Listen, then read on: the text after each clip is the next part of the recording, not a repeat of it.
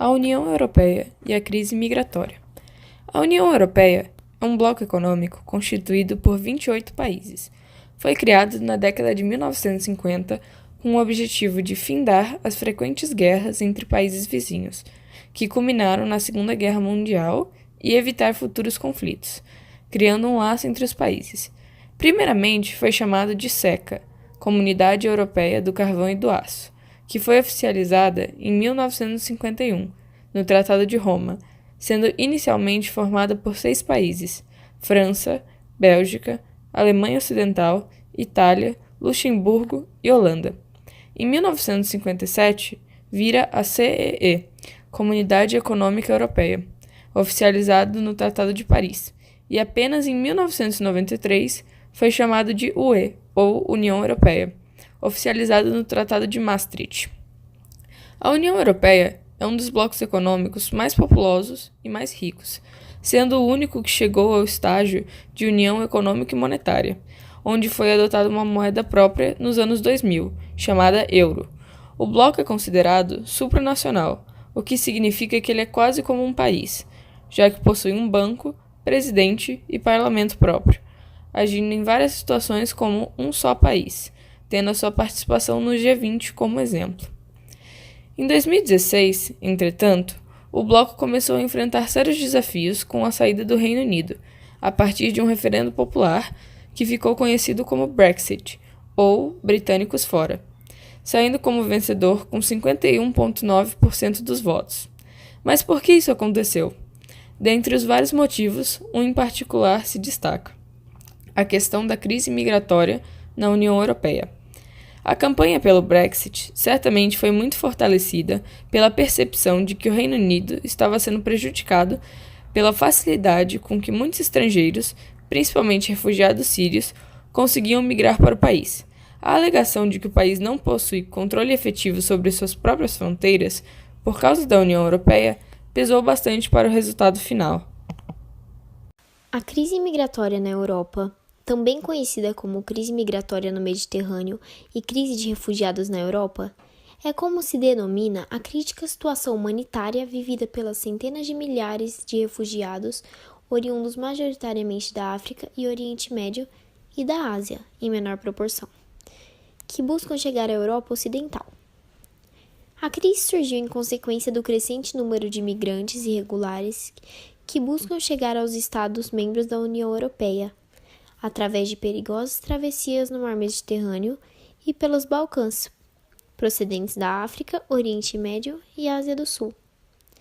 É a maior onda migratória e consequente crise humanitária enfrentada pela Europa desde a Segunda Guerra Mundial. Após o término da Segunda Guerra Mundial, vários países europeus se viram na necessidade de trazer imigrantes para ajudar na reconstrução de seus países. Atualmente, muitos desses rejeitam a entrada de imigrantes, dado o fato de não serem mais relevantes para os mesmos. Países adeptos à xenofobia condenam os imigrantes, principalmente os refugiados, pela falta de trabalho. Entretanto, se esquecem de que esse fator foi desencadeado pelos seus próprios líderes, que permitiram a entrada dos mesmos quando lhes foi oportuno, e para realizar tarefas que os nativos se recusavam a desenvolver. Segundo os líderes e adeptos desse tipo de movimento, essa aversão ao imigrante não se deve apenas por questões de preconceito de origem, mas sim pela preocupação em não perder sua identidade cultural ou empregos, já que o imigrante se sujeita a menos salários e condições precárias de trabalho, causando uma deflagração geral. Um dos grupos que mais sofre com a xenofobia são os muçulmanos, já que sua entrada é vista como uma ameaça, principalmente após os ocorridos em 11 de setembro nos Estados Unidos da América. Devido às pressões de grupos xenofóbicos e de extrema-direita, o governo francês implantou medidas de restrição aos imigrantes, em especial aos muçulmanos e africanos, impondo a cobrança de vistos, que, para serem adquiridos, exigem extensa burocracia, o que os torna difícil de obter. Essa realidade não se resume apenas à França, pois outros países europeus desenvolvidos estabelecem cada vez mais leis para dificultar a vida do imigrante e barrar sua chegada, como a Hungria, que aprovou lei que penaliza com prisão de até 1 ano quem ajudar os imigrantes.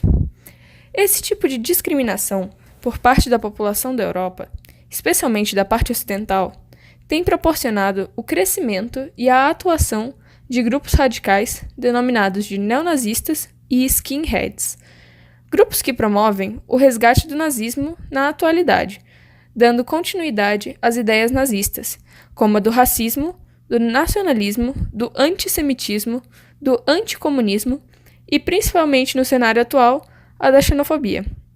Para os neonazistas, assim como o nazismo alemão, há apenas uma raça soberana, a raça pura-ariana.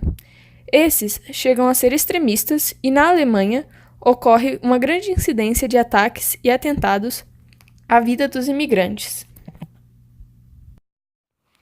Por outro lado, muitos países ainda tentam ajudar refugiados, criando regulamentos como o de Dublin, com o intuito de agilizar o processo de candidatura para refugiados requerentes de asilo.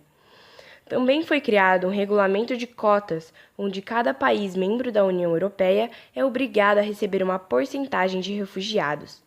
As cotas são atreladas ao grau de desenvolvimento e economia de cada país. E enquanto uns se rejeitam a aceitar imigrantes, como a Hungria e a França, outros países como a Alemanha, Holanda, Bélgica e Suécia ultrapassam suas cotas, visando acolher cada vez mais refugiados. A Alemanha afirmou que receberia 800 mil refugiados em seu território. Enquanto isso, a Turquia, país que aspira a entrar no grupo europeu, já aceitou o triplo. O número de pessoas forçadas a abandonar suas casas devido à guerra, violência ou perseguição chegou a 65,6 milhões em 2016. Destes, 12 milhões são sírios. Somente no ano passado foram registrados cerca de 825 mil novos casos de refugiados sírios, e os números continuam a crescer cada vez mais. Por todos esses motivos, é necessário que algo seja feito. É inumano e cruel deixar essas pessoas sem amparo, pessoas vítimas da guerra ou de desastres naturais, independente da religião, ainda são pessoas, e devem ser tratadas como tal. Negar a essas pessoas o direito de viver e não dar uma oportunidade justa quando são acolhidas é antiético e errado. Precisamos parar de pensar apenas em nós mesmos e como nossos empregos são afetados e se sensibilizar pela situação do outro. E para todos os países ainda liderados pela xenofobia, é preciso mudar, rever seus conceitos e, acima de tudo, pensar em pessoas, não como economia política. Diga não à xenofobia, diga sim à vida, diga sim ao direito dos refugiados de viver uma vida digna como qualquer um de nós.